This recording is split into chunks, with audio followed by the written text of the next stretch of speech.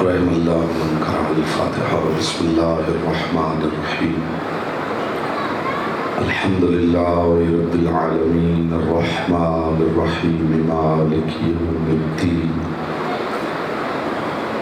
ایاک نعبد و ایاک نستعین اهدنا الصراط المستقیم صراط الذین انعمت علیہم غیر المغضوب علیہم ولا الضالین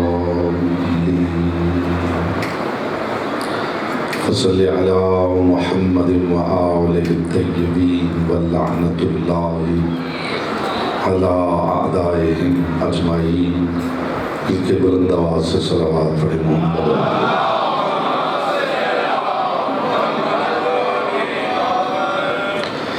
بانی مجالس کی توفیقات کے اضافے کے لیے، اپنی دعاؤں کی قبولیت کے لیے، تحفظ مومنین و مومنات کے لیے بلند آواز سے صلوات پڑھیں.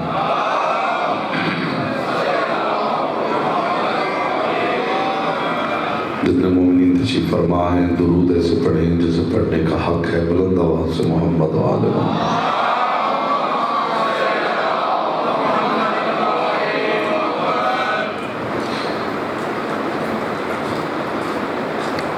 اعوذ باللہ من الشیطان الرجیم. بسم اللہ الرحمن الرحیم.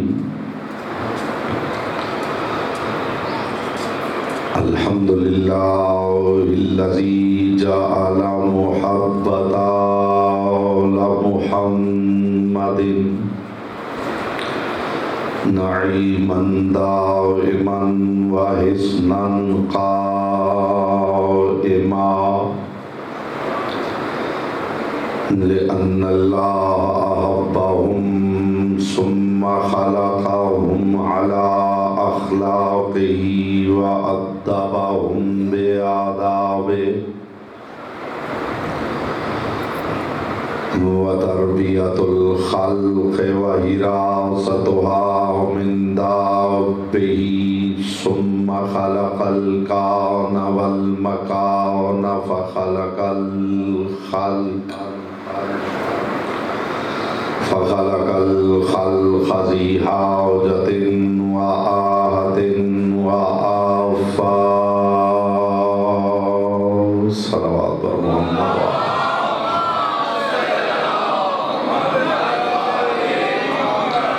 اما بعد فقد قال اللہ تبارک و تعالی فی کلامہ الاعلی وکتابہ المبین والمتین والحسین. بسم اللہ الرحمن الرحیم. وَإِذِ ابْتَلَىٰ إِبْرَاهِيمَ رَبُّهُ بِكَلِمَاتٍ فَأَتَمَّهُنَّ قال إني جاعلك للناس إماما قال ومن ذريتي قال لا ينال عهد الظالمين. صلوات محمد.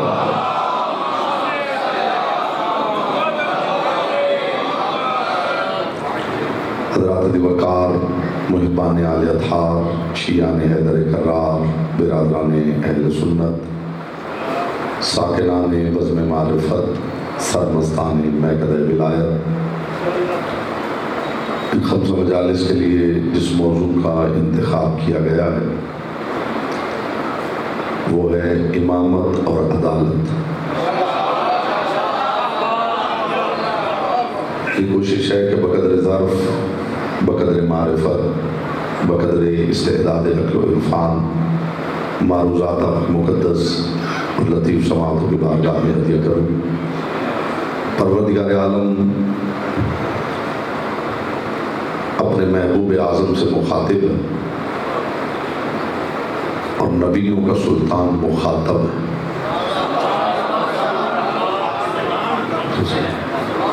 میرے سامنے زیر سامعین تشریف فرما ہیں اور سب سے بڑی سعادت میرے لیے علماء تشریف فرما ہیں. ان کی موجودگی میں کوشش کروں گا کہ جہاں تک استعداد ہے کہ وکالت ادا ہو سکے. اپنے محبوب سے خطاب کرتے ہوئے پروردگار عالم ارشاد فرما رہا ہے وَإِذِ ابْتَلَىٰ إِبْرَاهِيمَ رَبُّهُ بِكَلِمَاتٍ۔ میرے محبوب ذرا اس وقت کو یاد کیجئے جب میں نے ابراہیم کا امتحان لیا تھا۔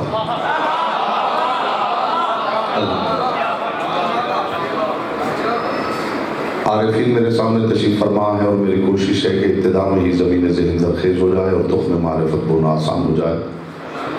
میرے محبوب ذرا اس وقت کو یاد کیجئے جب میں نے ابراہیم کا کلمات کے ذریعے امتحان لیا تھا۔ موقع اسے یاد دلایا جاتا ہے جو موقع پر حاضر بھی ہو ناظر بھی ہو۔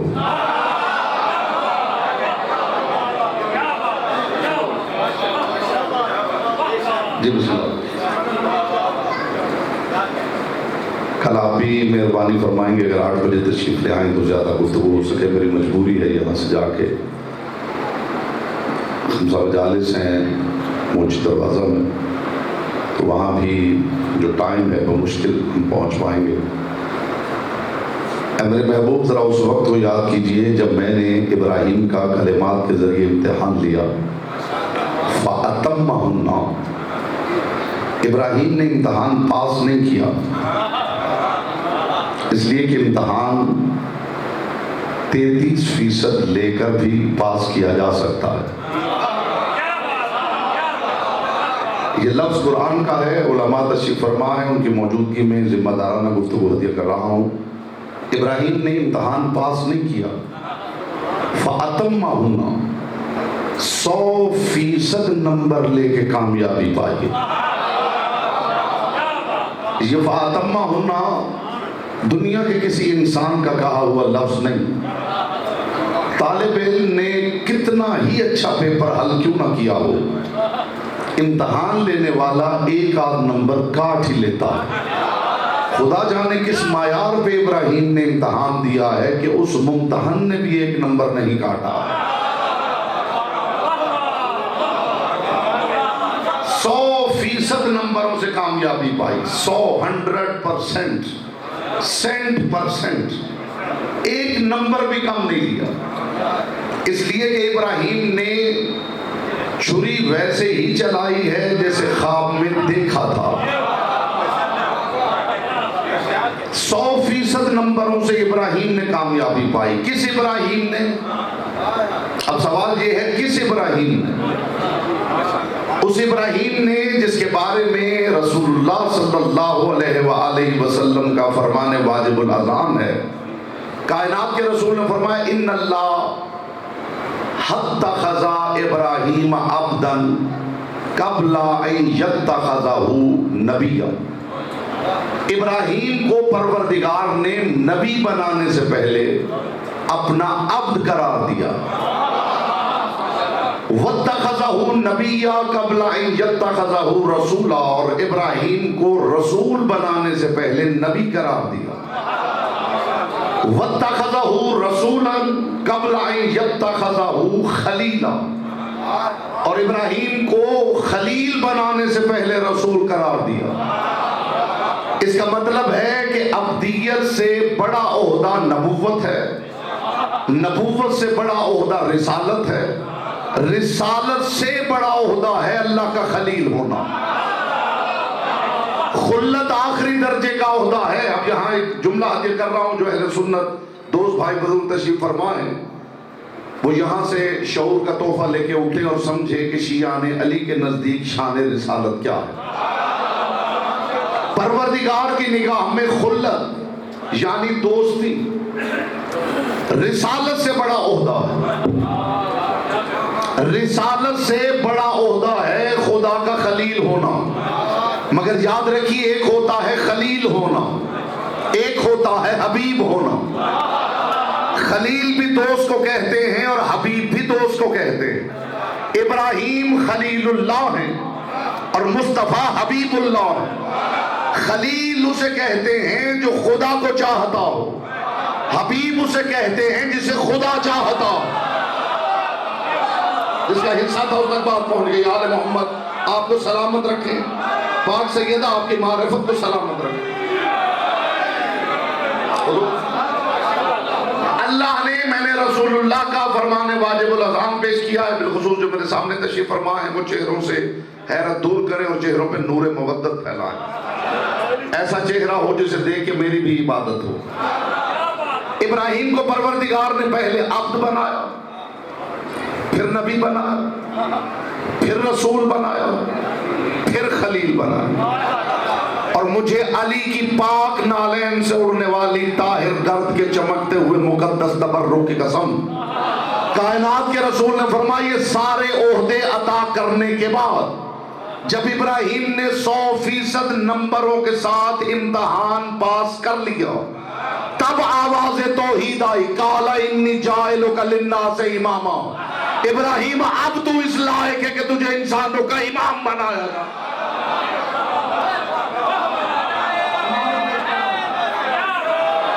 آپ جانتے نہیں ایسا یا علی سننے کا میں عادی نہیں ہوں، اگر آپ نے یا علی کہنا تو باجماعت کہنا، ورنہ چپ کر کے گفتگو سماعت فرمائیں۔ جزاک اللہ، ایک مرتبہ کہہ لیں، لیکن علی کی شایان شان وہ علی ہے، آپ جانتے ہیں نا علی ہے، علی کے معاملے میں خدا سستی برداشت نہیں کرتا۔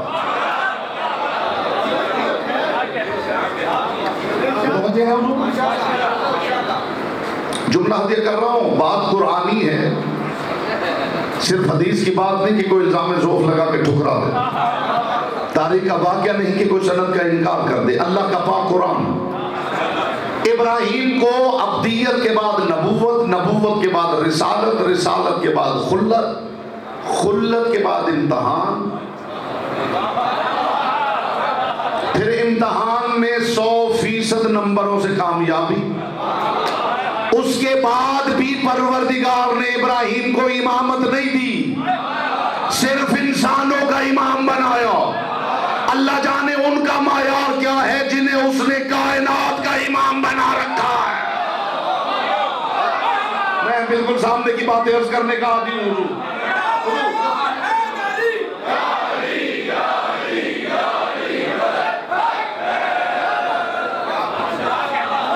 بالکل یہاں وائٹ بورڈ لے آئیں تو میں الجبرے کے سوال کی طرح مسئلہ حل کروں۔ عبدیت کے بعد نبوت، نبوت کے بعد رسالت، رسالت کے بعد خلت، خلت کے بعد امتحان، امتحان کے بعد کامیابی۔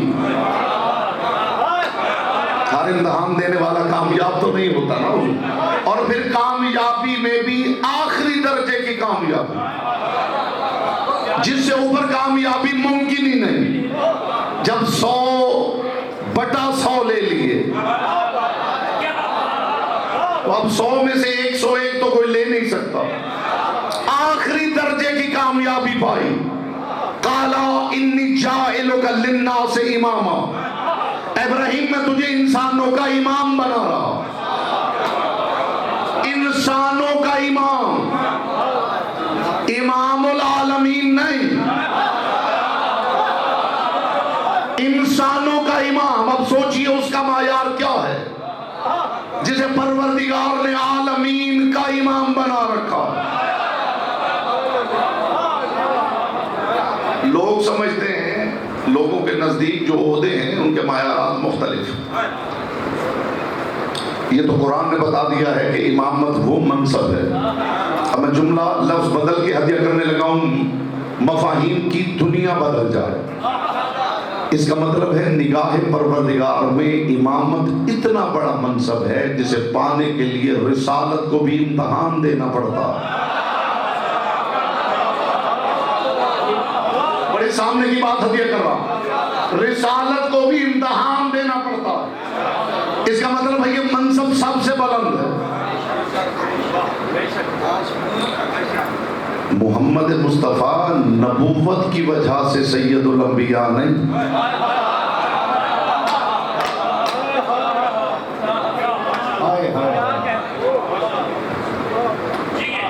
منصب رسالت کی وجہ سے نہیں، اس لیے کہ نبی اور بھی ہیں، رسول اور بھی ہیں۔ 2 عہدے مصطفیٰ کے پاس ایسے ہیں جو کسی نبی کے پاس نہیں، ایک نبوت کی امامت کا عہدہ ہے، ایک کائنات کی ولایت کا عہدہ ہے۔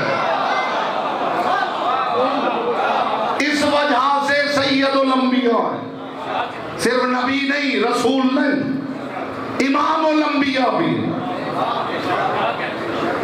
کائنات کے اماموں کا امام جس کے پیچھے چلتا ہو۔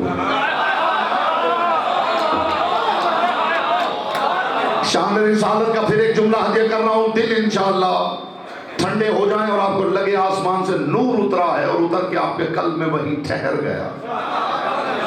شان رسالت کا جملہ ہدیہ کر رہا ہوں جو اہل سنت دوست بھائی بزرگ تشریف فرما۔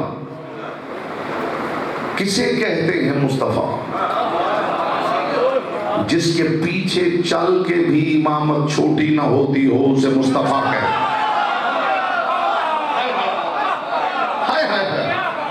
کیا منصب ہے، کیا مقام ہے۔ اے میرے محبوب ذرا اس وقت کو یاد کیجئے، دیکھیے وہ پروردگار موضوع ہے ہمارا امامت اور عدالت۔ اب یقین کیجئے جس بندے کو عدل کی معرفت نہیں، وہ اس لائق ہی نہیں کہ کسی کو امام مانے۔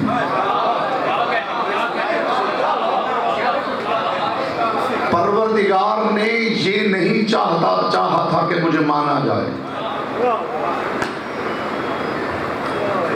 بات لطیف اذہان کے لیے اور جس کا حصہ ہے اس تک پہنچے گی۔ پروردگار نے یہ نہیں چاہا تھا کہ اسے مانا جائے، اسے کوئی بھی نہ مانتا، وہ پھر بھی اللہ تھا۔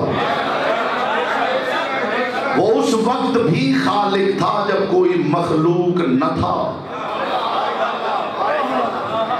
اب جو خاموش ہے ان لفظ مخلوق کے ساتھ تھی سنا ہے تو اس میں میرا کوئی قصور نہیں۔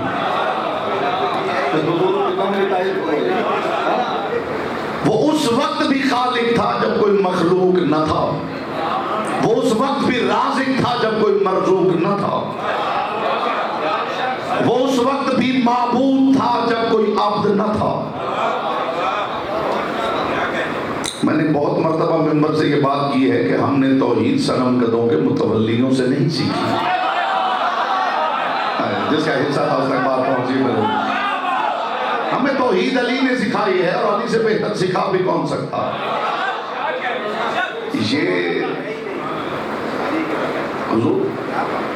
یہ رزق شعور علی نے بانٹا۔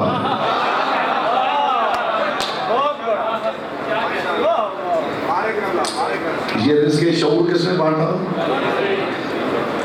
اب جو علی کو روٹی بانٹنے کے لائق نہیں سمجھ رہا،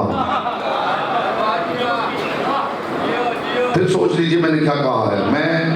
میں نے بہت مرتبہ ممبر سے کہا ہے کہ اٹکا ہوا اور پچکا ہوا اور پھسلا ہوا عقیدہ میں نے کبھی ممبر سے بیان نہیں کیا۔ جو بات کر رہا ہوں تول تول کے کر رہا ہوں، تول تول کے کر رہا ہوں۔ حضور جو علی کو روٹی بانٹنے کے لائق نہیں سمجھ رہا، پہلے وہ علی سے یہ تو پوچھ لے کہ رزق ہوتا کیا ہے۔ علی ابن ابی طالب سے پوچھا گیا یا علی رزق کیا ہے؟ علی نے فرمایا پروردگار نے 70 قسم کا رزق خلق کیا اور ان اقسام میں سب سے ادنا رزق وہ روٹی ہے جو تم کھاتے ہو، اور یا علی سب سے اعلیٰ رزق، فرمایا سب سے اعلیٰ رزق ہے معرفت پروردگار۔ تو میں پوچھنا چاہتا ہوں یہ سب سے اعلیٰ رزق کائنات میں علی کے علاوہ کس نے بانٹا ہے؟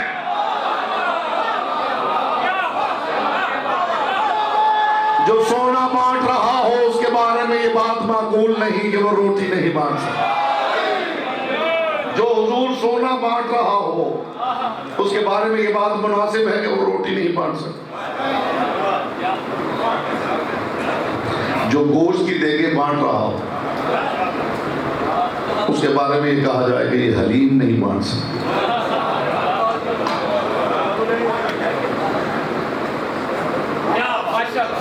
بات تو میں نے کر دی جی، 14 صدیوں کا عقدہ ہے، حضور کشا کر رہا ہوں۔ دماغ چھوٹے کرنے سے علی سمجھ میں نہیں آتا۔ جملہ آگے ہے، میں نے آپ کے باب شعور کے باہر روکا ہے تاکہ اس میں دخول ملے تو حاضر ہو۔ میری گفتگو آپ کو کتابوں سے بے نیاز کرے گی، یہیں بیٹھے بیٹھے مسائل حل ہوں گے۔ دماغ چھوٹا کرنے سے علی سمجھ میں نہیں آتا، اور علی کو چھوٹا کرنے سے خدا سمجھنا ہے۔ ہائے ہائے ہائے ہائے قبلہ، اس لیے کہ جب تک جبین علی پر محراب موجود ہے، جتنا علی کو جانو گے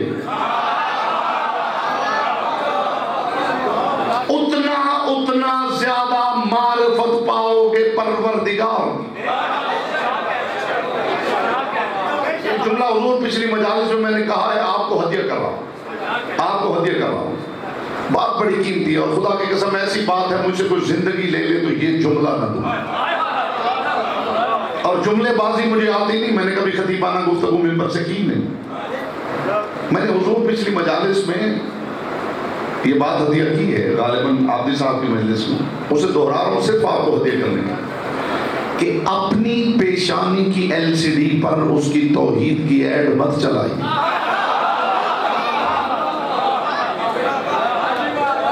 پھر سمجھے میں کیا عرض کر رہا ہوں، اپنی پیشانی کی LCD پر اس کی توحید کی ایڈ مت چلائی۔ جبین علی کے کینوس پر منظر محراب علی بتائے گا اللہ اکبر کا مطلب کیا۔ علماء سے داد مل جائے تو سمجھیے 1,00,000 مومنین کی داد ایک طرف اور ایک عالم کی داد ایک طرف۔ جتنا آپ علی کو جانیں اتنی خدا کی معرفت ہو۔ علی کے گھٹانے سے خدا کی معرفت نہیں ہوتی۔ جو بے ہنر ہو وہ چاہتا ہے کہ مجھے بس جیسا تیسا مان لیا جائے۔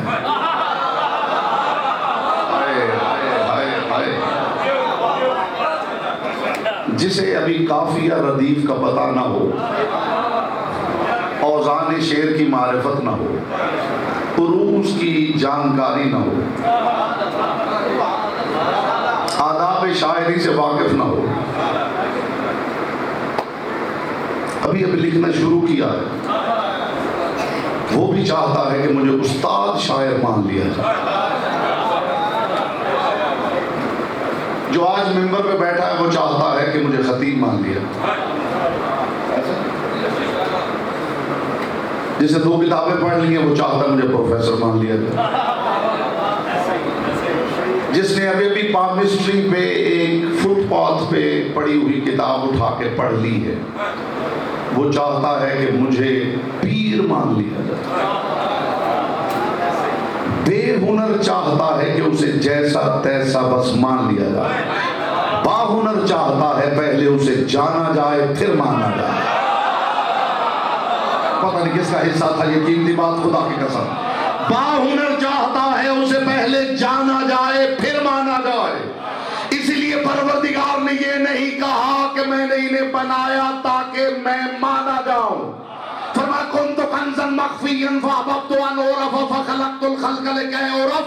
میں نے انہیں اس لیے نہیں بنایا کہ میں مانا جاؤں، اس لیے بنایا ہے کہ میں جانا جاؤں۔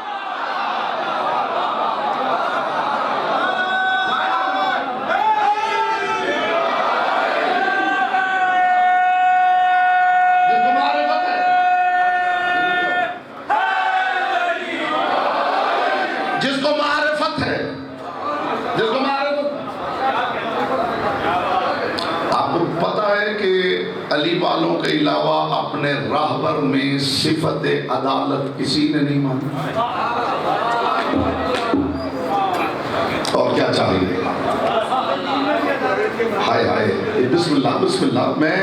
میں کوئی پہلو انشاءاللہ تش نہ چھوڑوں گا ہی نہیں، صرف آپ کی سماعتوں کا تبرک چاہیے جی، مجھے بھی تبرک چاہیے۔ دنیا کے کسی انسان نے اپنے راہبر سوائے علی والوں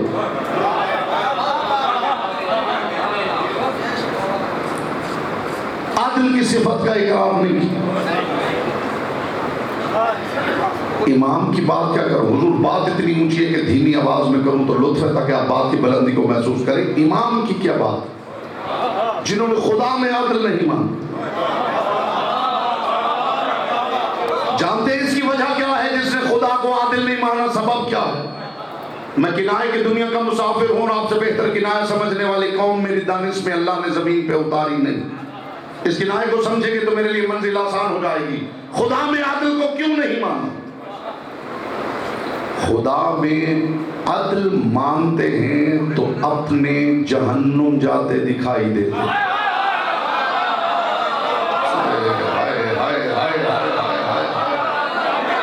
یہ وجہ ہے.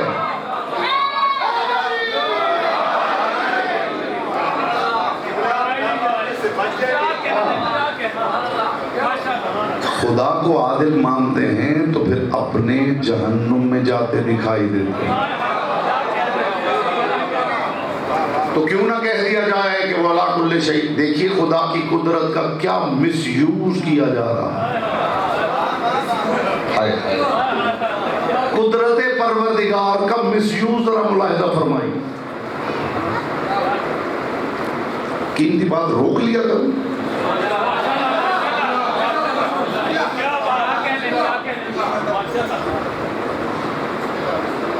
ذرا قدرت پروردگار کا مس یوز ملاحظہ فرمائیں. جی اسے عادل کیسے مانے؟ وہ عَلَىٰ كُلِّ شَيْءٍ قدیر ہے، وہ ہر شے پہ قادر، وہ جو چاہے کرے، وہ جسے چاہے جنت میں بھیجے، جسے چاہے جہنم میں پھینکے. یہ 10 بستہ صرف ایک جملہ کہنے لگا اور یہ الزامی جملہ ہے، ابھی حلی نہیں. حلی جملے کے لیے آپ کے شعور کو میں اس مقام پہ پاتا نہیں ہوں کہ آپ کو حلی جواب پیش کیا ہے. آپ کو الزامی جواب دے رہا ہوں، اور ایسا جواب جو اس سوال کی یہیں پہ قبر بنا دے. یہاں آپ آئیں کوئی سوال کی آپ کو قبر نظر آئے انشاءاللہ. جی وہ عَلَىٰ كُلِّ شَيْءٍ قدیر ہے، وہ تو قادر ہے، وہ قادر ہے. وہ کسی کے سامنے جواب دے تھوڑی ایسے ہی ہے. وہ ذرا اس کی قدرت کا مس یوز دیکھیے. وہ جسے چاہے جنت میں بھیج دے، جسے چاہے جہنم میں بھیج دے. تو جب آپ نے خدا کو عادل مانا نہیں، وہ جسے چاہے جنت میں بھیج دے، جسے چاہے جہنم میں بھیج دے، تو علی کے بچوں سے رسیدیں لکھوانے کی ضرورت کیا ہے؟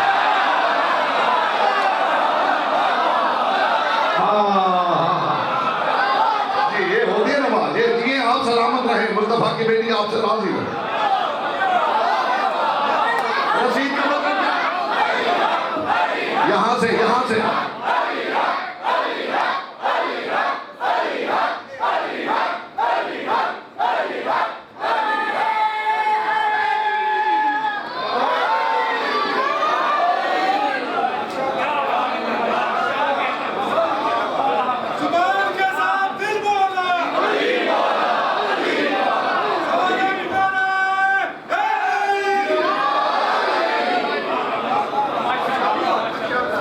علی سے دیکھیے، میں اس سے زیادہ مثبت انداز میں گفتگو کرنے کے لائق ہی نہیں.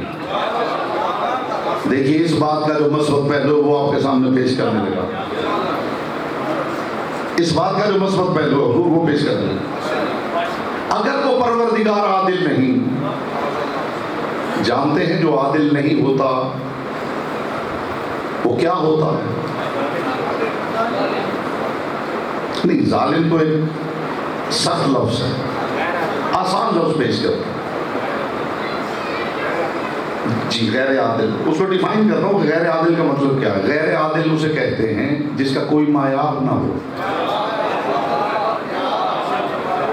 یعنی پروردگار کا آپ سمجھتے ہیں اس کا کوئی معیار ہی نہیں. جی اس کا کوئی معیار ہی نہیں، جسے چاہے جنت میں بھیج دے، جسے چاہے جہنم میں بھیج دے. یہ جو رسید لکھوائی گئی ہے اس کا مطلب کیا ہے؟ آپ نے جس بات پہ داد دی ہے وہ تبرک آپ کے لیے. جو تبرک میں پیش کرنے لگا وہ بالکل مختلف ہے. رسید کا لکھوانا دلیل ہے. رسید کا لکھوانا دلیل ہے کہ جو خدا کے بارے میں عدل کا عقیدہ ہے یہ بعد میں چھوڑا گیا.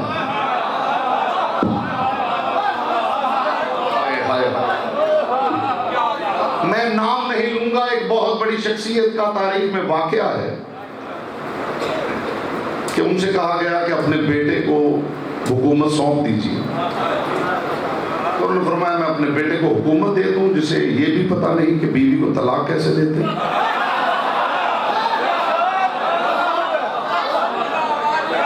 حضور میں اس کا بھی مثبت پہلو پیش کرنے لگا. اچھا طلاق دینے میں کیا کرنا پڑتا ہے؟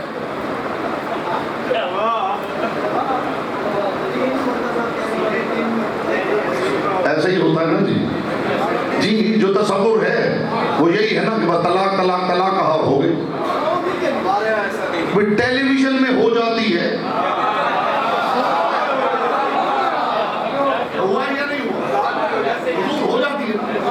اب دیکھیے ذرا اس پہلو پہ غور کیجیے کتنا آسان ہے. اس میں کیا سیکھنا پڑتا. یہ جو صاحب کہہ رہے ہیں کہ میں اسے حکومت دے دوں جو یہ بھی نہیں جانتا کہ بیوی کو طلاق کیسے دیتے، اس کا مطلب ہے یہ طلاق طلاق طلاق والا طریقہ بعد میں گھڑا گیا ہے. بڑی قیمتی بات تھی وہ، بڑی قیمتی بات تھی.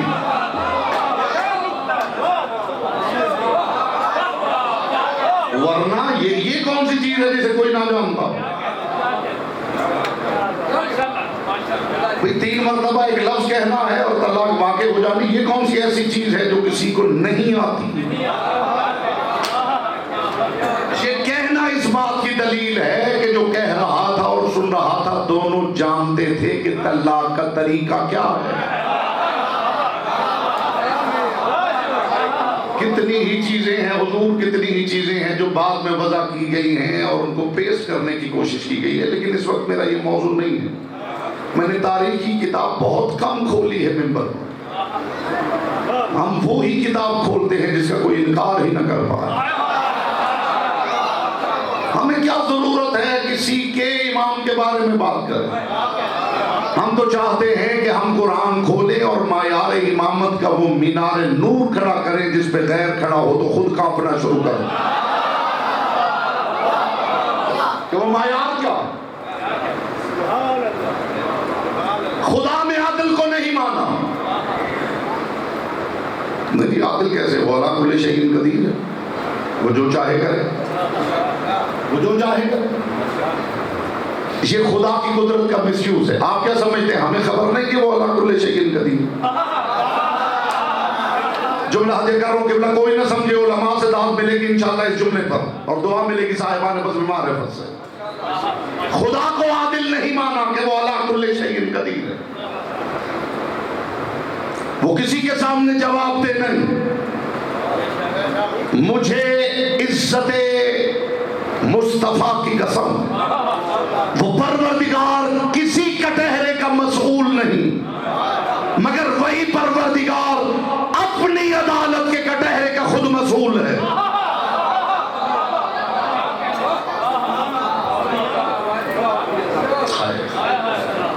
اپنی عدالت کے کٹہرے کا مسئول.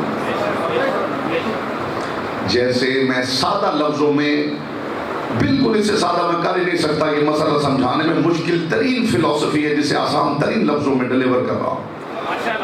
جیسے انسان سے کوئی پوچھنے والا نہ ہو تو بھی وہ اپنے ضمیر کی عدالت کے کٹہرے کا مسئول ہے. ہے نا حضور؟ میں عدالت پروردگار پہ ایک دلیل دینے لگا اور انشاءاللہ طرز استدلال آپ کو پسند آئے. میں اس پروردگار کی عدالت اور عدل پہ دلیل دینے لگا. جس پروردگار نے کچھ چیزیں خود اپنے اوپر واجب کر لی ہوں اسے عادل نہیں کہتے تو اور کیا کہتے ہیں؟ میں بتاؤں اس کی ذات پہ، اس نے اپنی ذات پہ خود کیا کیا واجب کیا.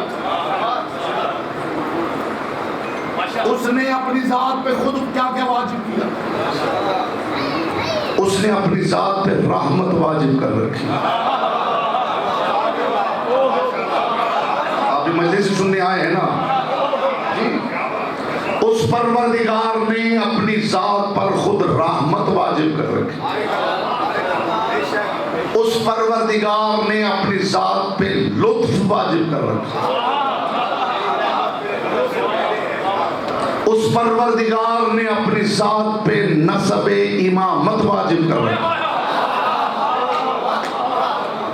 جو فرمان ہے من بکا علی الحسین او ابکا و تبا کا وجبت لہ الجنہ، جو حسین کے لیے رویا رلایا یا رونے کی شکل بنا اس پہ جنت واجب ہے. اس پہ جنت واجب ہے کا مطلب کیا؟ پتہ نہیں کتنی مرتبہ آپ نے یہ فرمان سنا ہے، لیکن جو ڈائمنشن میں پیش کر رہا ہوں اس کی ہوا بھی کسی سماعت کے قریب سے گزری ہو تو بے شک چپ بیٹھے رہیں. جو روئے رلائے جی اس میں نہیں جائے گا. قبلہ فرما رہے ہیں کہ ہم فیہا خالدون کی کیٹیگری میں نہیں جائے. اس کا مطلب یہ ہے کہ قبلہ جو میں سمجھا، اب آپ نے بات کی ہے تو میری مجبوری ہے میں اس کی تھوڑی وضاحت، کہ جو رویا رلایا یا رونے کی شکل بنائی وہ جہنم میں جائے گا بھی تو زیادہ دیر وہاں رکے گا نہیں. یہی مطلب ہے، یہی مطلب ہے حضور جو آپ نے فرمایا. ایک بات میں ہدیہ کرتا ہوں معاف، جہنم ہے ہی خالدین فیہا، اور صرف جہنم خالدین فیہا نہیں، جنت بھی خالدین فیہا.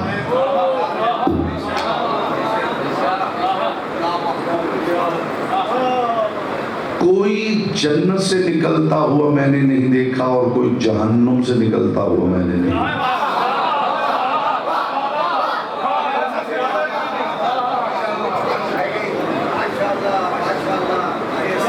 جنت بھی خالدین فیہا ہے اور جہنم بھی خالدین فیہا. جو جہنم میں جائے گا وہ سب کچھ حساب کتاب کے بعد جائے گا. ایسا تھوڑی ہوگا کہ 6 سبجیکٹس ہیں اور 5 سبجیکٹس کا امتحان ہو جائے اور کہا جائے ہاں 5 سبجیکٹس کے لیے تو آپ فیل ہیں اور آپ جہنم میں چلے جائیں. ایک سبجیکٹ کا بھی ذرا پیپر چیک کرتے ہیں وہ ذرا لیٹ ہے.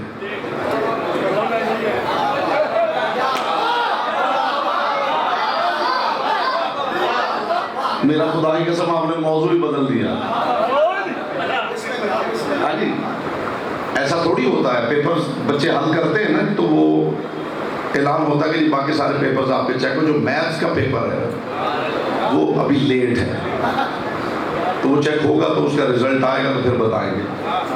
تو ایسا تھوڑی ہے کہ شریعت کے 5 پیپرز آپ نے حل کیے ہیں، 6 کیے ہیں اور 5 پیپرز کا نتیجہ آ جائے اور کہا جائے اس حساب سے تو آپ جہنمی ہیں. لیکن ایک پیپر کی چیکنگ ابھی لیٹ ہے، اس کا رزلٹ آئے تو پھر دیکھتے ہیں کہ آپ کو یہیں رکھنا ہے یا نکالنا. میسج میں نے پہنچا دیا ہے. سارا حساب کتاب ہونے کے بعد جائے گا جو جہاں جائے گا. اور ویسے بھی معاف کیجئے، خدا کو ویسے بھی خدا کے لیے زیبا نہیں کہ وہ جہنمی کو پہلے جنت کا مزہ چکھا کر پھر جہنم میں بھیجے.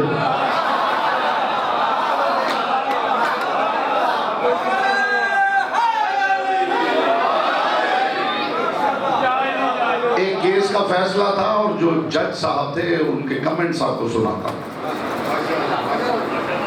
جو میرے روبرو انہوں نے دیے.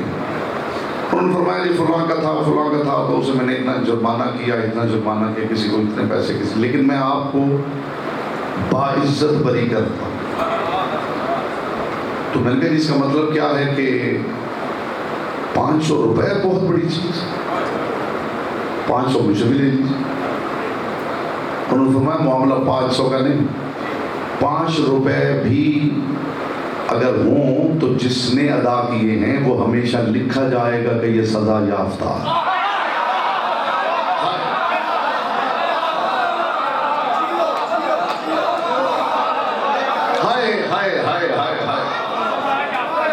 مجھے ایمان سے بتائیے جو بندہ جہنم سے نکل کے جنت میں جائے گا چاہے سونے کے کنگن بھی پہنے ہوں کوئی نہ کوئی تو دیکھ کے کہے گا یہ سزا یافتہ ہے.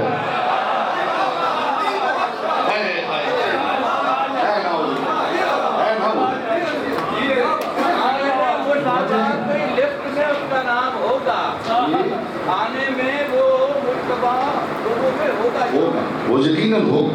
تو انہوں نے کہا کہ میں نے یہ باعزت بری اس لیے کیا ہے تاکہ آپ کا سزا یافتہ لوگوں کی فہرست میں نام آئے۔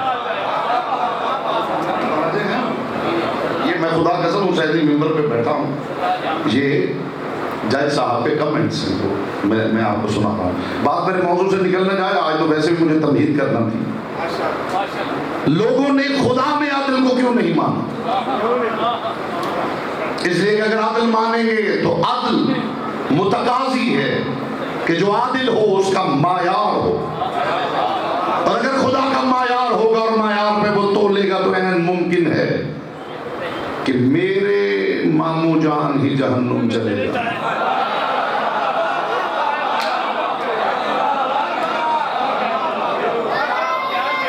تو بچت کا طریقہ کیا ہے؟ بچت کا طریقہ یہ ہے کہ یہ کہہ دیا جائے کہ وہ عادل نہیں، وہ تو قادر ہے، وہ جو چاہے کرے، اس کا کیا پتا۔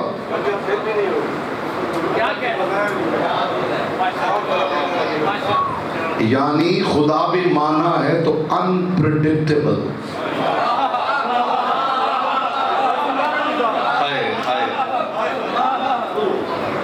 انپریڈکٹیبل خدا مانا، اس کا کیا پتا۔ خدا کی قسم دنیا میں لاتعداد بادشاہ ایسے ہیں جن کے بارے میں رعایا کے عام لوگ پریڈکٹ کر سکتے تھے کہ یہ کرے گا، یہ نہیں کرے گا۔ یہ کون سے لوگ ہیں جنہوں نے پروردگار کو اس بادشاہ کے معیار پہ بھی نہیں مانا، اور تب تک عادل سمجھ میں آ ہی نہیں سکتا جب تک امام عادل کو نہ مانا جائے۔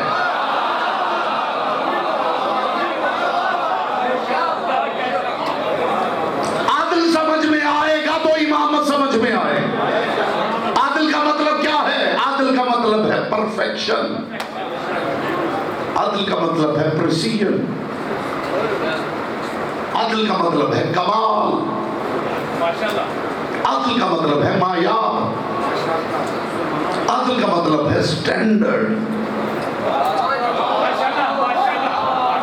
اسی عدالت کو دوسرے رخ سے دیکھیں تو عصمت کہا جاتا ہے۔ مساوات کی رٹ لگانے والے یاد رکھیں کہ اللہ کی کل کائنات میں کہیں بھی مساوات کا قانون نہیں۔ میری باتیں آپ کو بور تو نہیں کر رہی؟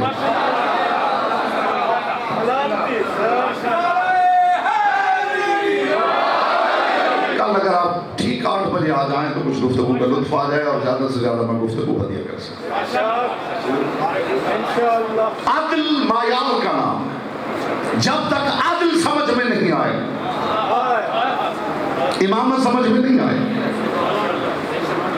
اور امام عادل سمجھ میں نہیں آئے گا تو خدا کی عدالت سمجھ میں نہیں آئے گی۔ اس پروردگار کا اہتمام حجت کرنا ہی اتمام حجت ہے، اور جو اتمام حجت کر رہا ہو نہیں سکتا کہ وہ عادل نہ ہو۔ لوگ تو کسی کا عذر سننے کے لیے تیار نہیں، اور وہ خدا ہو کے اتمام حجت کر رہا ہے۔ حضور اتمام حجت کون کرتا ہے؟ اتمام حجت کا مطلب ہوتا ہے کہ جو مخالف ہے، جو مجرم ہے، جس پہ الزام ہے، اس کے سامنے دلیل پیش کی جائے، اس کے سامنے ثبوت پیش کیا جائے کہ تو واقعاً مجرم ہے۔ اب مجھے ایمان سے بتائیے، اگر مجرم خدا کے کٹہرے میں کھڑا ہو تو خدا کو کیا ضرورت ہے ثابت کرنے کی کہ تو مجرم ہے؟ وہ جو آپ کا اعمال نامے کی سلیٹ اور ٹیب آپ کے گلے میں ڈال رہا ہے، وہ اتمام حجت کر رہا ہے کہ میں نے تجھے ایسے ہی مجرم نہیں کہا، یہ ایک ثبوت ہے کہ تو مجرم ہے۔ جو مجرم کے سامنے ثبوت رکھے اسے عادل نہیں کہتے تو اور کیا کہتے ہیں؟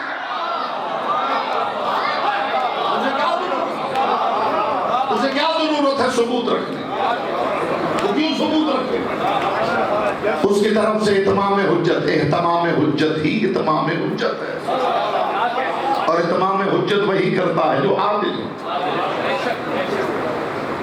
اگر اگر اس نے جو اب تک خاموش بیٹھا ہے اس کے لیے آخری جملہ ہے اور میں آج کی حد تک گفتگو تمام کر رہا ہوں، اگر اس پروردگار نے پانی خلق کرنے سے پہلے پیاس بنائی ہوتی تو میں اسے عادل نہ مانتا۔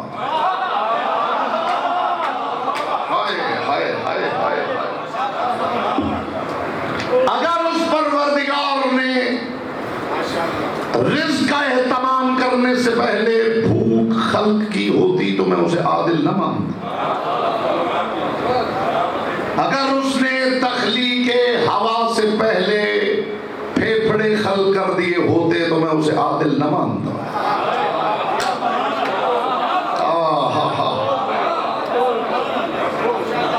اس نے پیاس بعد میں بنائی ہے، پانی پہلے خلق کیا ہے۔ اس نے سانسیں بعد میں بنائی ہے، ہوا پہلے خلق کی ہے۔ اس نے شکم بعد میں بنایا ہے، رزق پہلے خلق کیا ہے۔ اس نے امتی بعد میں بنایا ہے، نبی پہلے بنایا ہے۔ اس نے ماموم بعد میں بنایا ہے، امام پہلے بنایا۔ یہ اس کا عدل ہے، یہ اس کا عدل ہے۔ اس لیے کہ جو بعد میں بنتا ہے اسے پہلے بننے والے کی ضرورت ہوتی ہے۔ خدا کی قسم بہت بڑا فیصلہ پیش کر رہا ہوں، گفتگو تمام کر رہا ہوں۔ جو بعد میں بنے وہ پہلے بننے والے کا محتاج ہوتا ہے۔ جو پہلے بنے اس کی ضرورت ہوتی ہے اسے جو بعد میں بنے۔ ہوا پہلے بنی ہے تو ہوا کی ضرورت ہے ہمیں۔ رزق پہلے بنا ہے تو اس کی شکم کو ضرورت ہے، وہ بعد میں بنا ہے۔ امتی بعد میں بنا ہے، نبی پہلے۔ اس کا مطلب ہے امتی کو نبی کی ضرورت ہے۔ اب جا کے اپنے اپنے مذہب کے علماء سے پوچھئے جو سب سے پہلے بنا ہے، اس کا مطلب ہے کل کائنات کو اس کی ضرورت ہے۔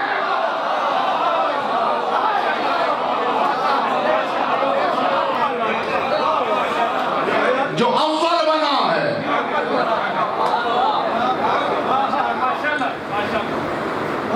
صرف یہ نہیں کہ پوری کائنات کو اس کی ضرورت ہے، جو اول بنا ہے یہ بھی ماننا پڑے گا کہ اسے کائنات میں کسی شے کی ضرورت نہیں ہے۔ اسے بس اس کی ضرورت ہے جس نے اسے بنایا ہے۔ یوں میں حضور باتیں کھول کھول کے ہدیہ کرنے کا عادی جو دل کو ٹھنڈک پہنچا۔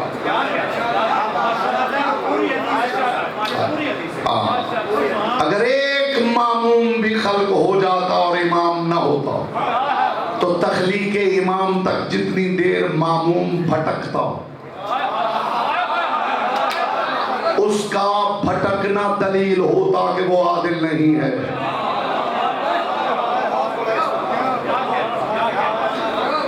وہ بھی کوئی عادل استاد ہے جو طالب علم کو ایک ایسے کمرے میں کتاب پڑھنے کے لیے بھیج دے جہاں چراغ کا انتظام نہ ہو؟ کون سمجھا ہے میں نے کیا کہا؟ ایک لمحہ بھی اگر کوئی ایک لمحہ، ایک آن، ایک ہین اگر کوئی ڈگمگا جائے اس لیے کہ کوئی بتانے والا نہیں تو اس کے ڈگمگانے والے قدموں کا ذمہ دار وہ ہے جس نے اس کے لیے روشنی کا اہتمام نہیں کیا۔ یہی سبب ہے کہ مصطفیٰ کے بعد بلا فصل علی کو ہم ہادی مانتے ہیں۔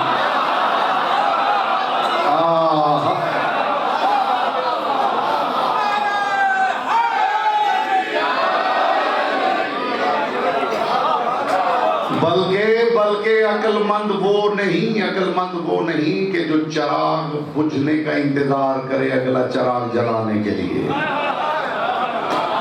نہیں، خدا کی قسم آپ نے لطف نہیں لیا، وہ بندہ عقل مند نہیں جو اگلے چراغ کا اہتمام اس وقت کرے جب پہلا چراغ بجھ جائے۔ عقل مندی یہ ہے لوگوں کو بھٹکنے اور گرنے سے بچانے کے لیے، عقل مندی یہ ہے کہ پہلا چراغ ابھی ٹمٹما رہا ہو اور اگلا جلا دیا جائے۔ مجھے خبر نہیں لوگوں کے نزدیک خدیر کے کیا معنی ہیں۔ مصطفیٰ نے یہی کیا ہے کہ پچھلا چراغ ابھی ٹمٹما رہا ہے اور محمد نے اپنے ہاتھوں سے اگلے چراغ کی لو جلا دیا ہے.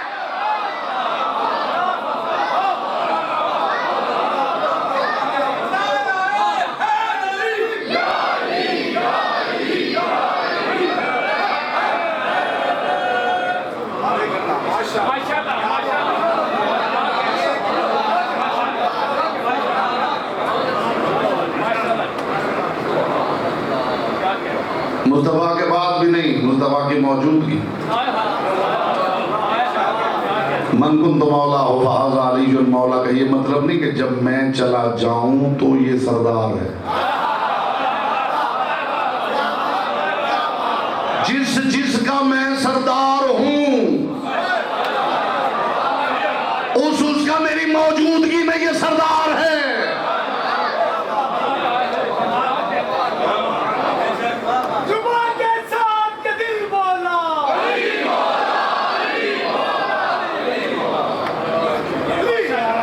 اس لیے کہ مصطفیٰ رسول ہیں تو خدا کے بعد نہیں ہیں.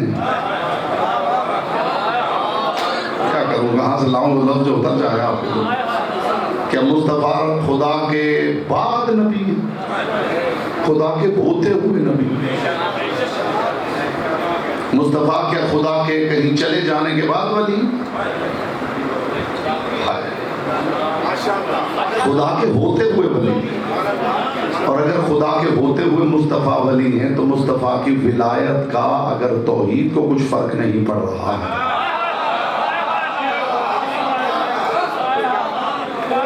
تو پھر علی کے ہوتے ہوئے، مصطفیٰ کے ہوتے ہوئے اگر علی ولی ہیں تو علی کی ولایت کا رسالت کو بھی کوئی فرق نہیں پڑ رہا. عقل متقاضی ہے، عقل تقاضا کرتی ہے کہ پہلا چراغ ابھی بجھنے نہ پائے کہ اگلے چراغ کی لو جلا دی جائے. اسے کہتے ہیں غدیر.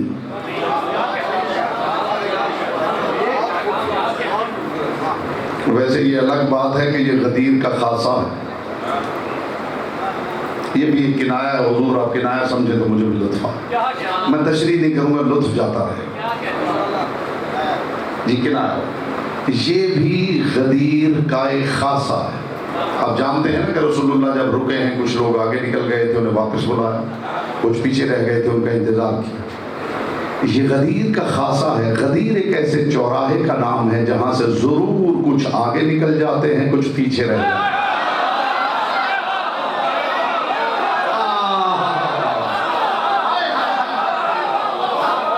یہ غدیر کا خاصہ ہے.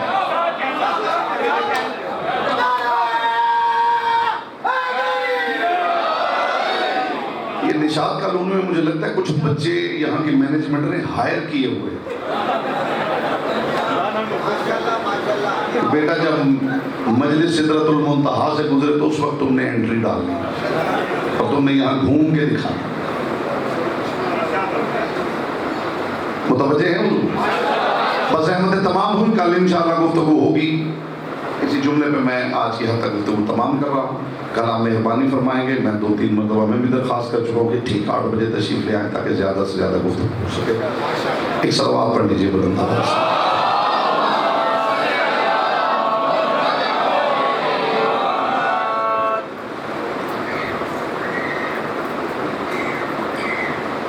عدالت عادل نہ ہو تو امام نہیں. اور یاد رکھیے کہ خوشحالی میں عدل کرنا اور ہے، مصیبت میں عدل کرنا اور.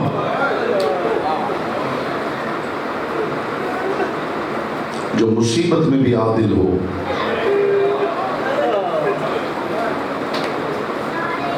میدان کربلا ہے. آقا مہدی لکھنوی علی اللہ مقامہ محقق اعظم انہوں نے لکھا ہے کہ زعفر جن اپنے لشکر کے ساتھ فضائے کربلا سے گزر رہا ہے. زعفر کہتے ہیں میں نے دیکھا سیاہ آندھی چل رہی تھی. اب یقیناً یہاں رونے آئے ہیں.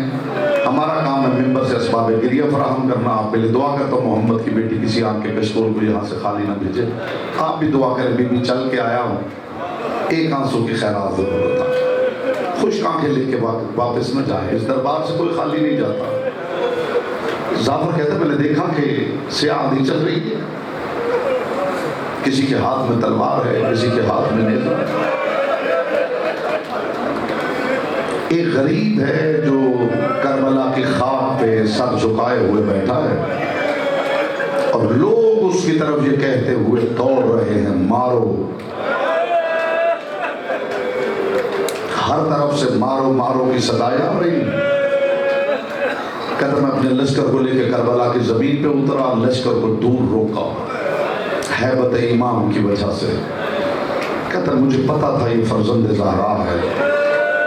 کہتا میں نے قریب جا کے کہا فرزند زہرا میں جعفر ہوں، میرے ساتھ لشکر ہے، مولا بس اجازت دے دے، یہ جتنے لاکھ میں ایک لمحے میں ساری فوج یزید الٹ کے رکھ دوں۔ کہتا غریب نے پیشانی اٹھا کے کہا جعفر یہ تجھے نظر آتے ہیں، تو انہیں نظر نہیں آتا، میں عادل امام ہوں، میں تجھے لڑنے کی اجازت نہیں دے سکتا۔ یہ ہے مصیبت میں عدل کرنا، یہ ہے ہزاروں مصیبت میں عدل کرنا۔ جعفر میں عادل امام ہوں، میں تجھے لڑنے کی اجازت نہیں دے سکتا۔ جو اس حال میں عدل کرے اسے امام کہتے ہیں، جو اس حالت میں اس مصیبت میں بھی عدل نہ بھولے اسے امام کہتے ہیں۔ جتنے امام ہم نے مانے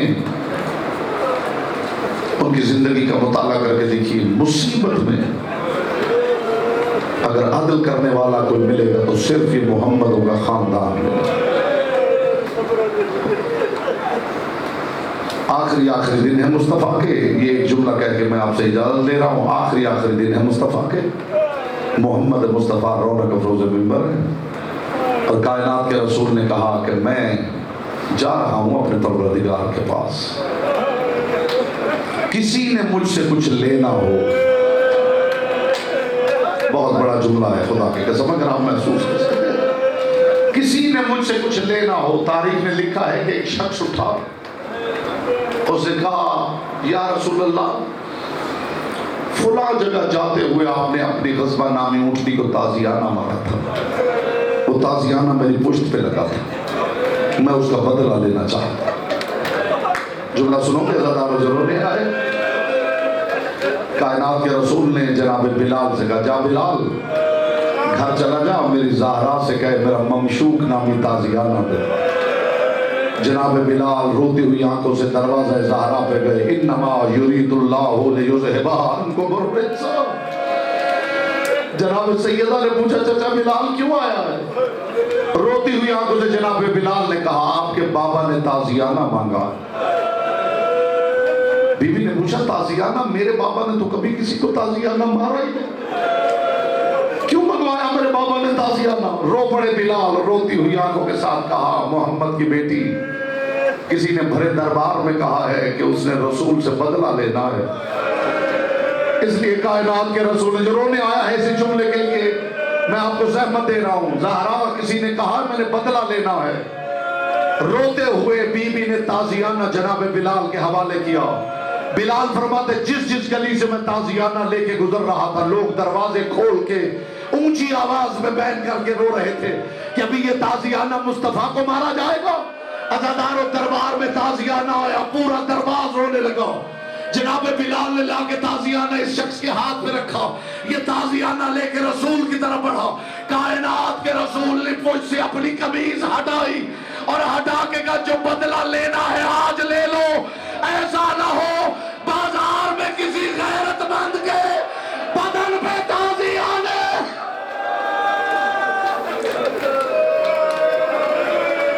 وَسَيَعْلَمُ الَّذِينَ ظَلَمُوا أَيَّ مُنْقَلَبٍ يَنْقَلِبُونَ مَا تَمْ حُسَيْنٍ